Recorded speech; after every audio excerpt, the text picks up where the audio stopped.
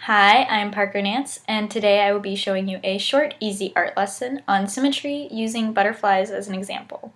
I taught this lesson to first graders, but anywhere from maybe kindergarten to about third grade would be a good age range to use this lesson. The older they are, the more detail you can ask them to do. It really depends on how you would like to approach this lesson, as you do have to work fairly quickly so the paint doesn't dry on them.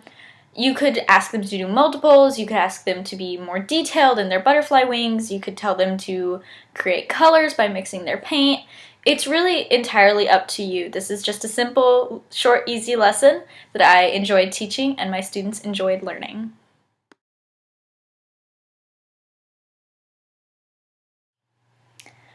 The supplies for this lesson include colored construction paper. I will be using purple today.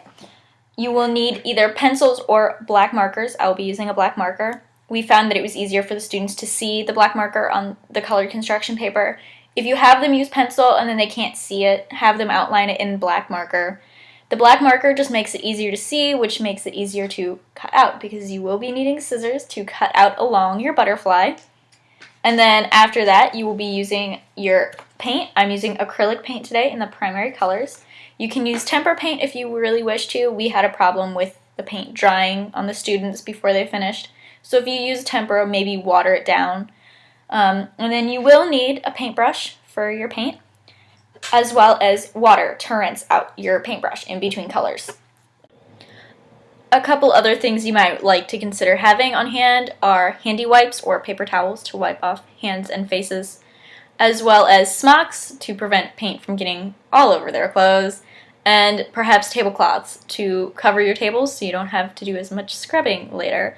Though the students do tend to enjoy helping cleaning up, at least the first graders did, so maybe that's something you should consider also.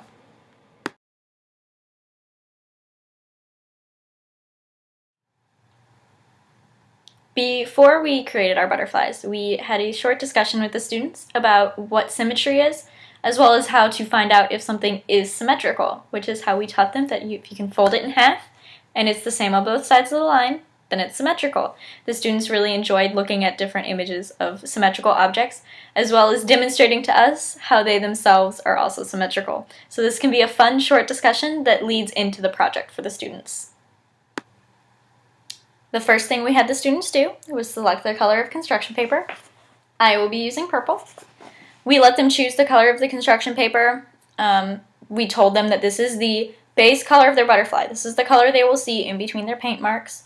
So they really wanted to choose a color they enjoyed. And then we took and we taught them to fold it hamburger style, which is short and fat, not long and skinny, by meeting corners and then creasing down the opposite side. Once this was done, they took their marker out and they drew half of the shape of their butterfly, starting at the crease and ending at the crease.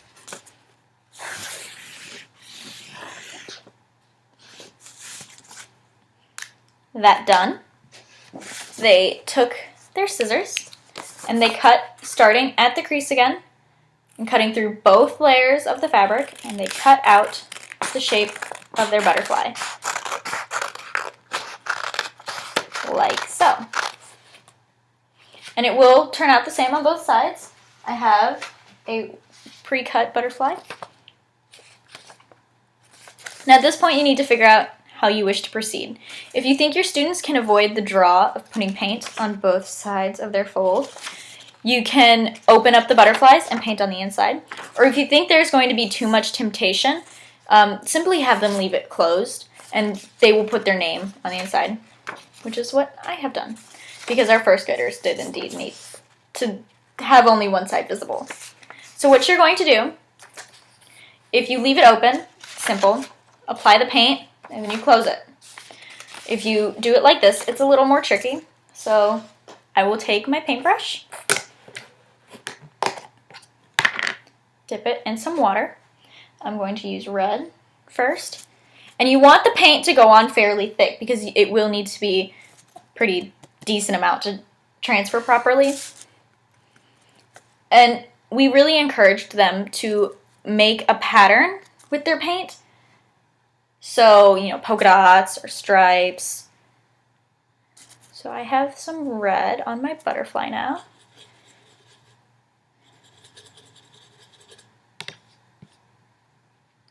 And if you were doing this project with older students, you could have them mix their paint, or you could have them maybe make details with their paint. We really tried to avoid having it be too detailed, simply because the more detail you have, the longer it's going to take for you to create the detail, which can cause some problems when it comes to trying to press it together and make it transfer. So now my paint is applied. Really simple, just to show you. Now, to do it this way, you're going to take your butterfly and open it back up so that you see both sides, and then you will close it and try to line it up as perfectly as possible on the edges, and then you will press. And this is the part that students really love, because then the paint sometimes splooshes out and they get a little messy, and that's okay. So then we open it back up, and it didn't transfer perfectly, but what I can do now is I can go back in with my paintbrush and some more paint and apply it to the same spots that I had paint previously. Just put a little more there. So I did some blue, now I need some more red and some yellow. So take the red, put some paint there.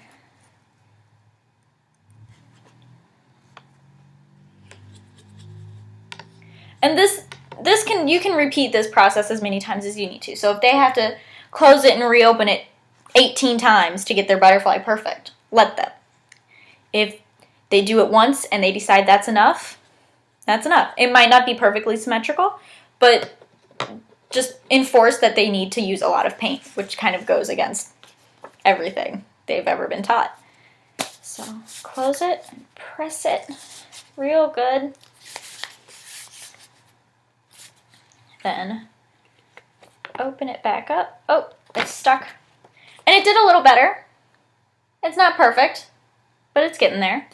So this is my butterfly. You will then set these aside and let them dry.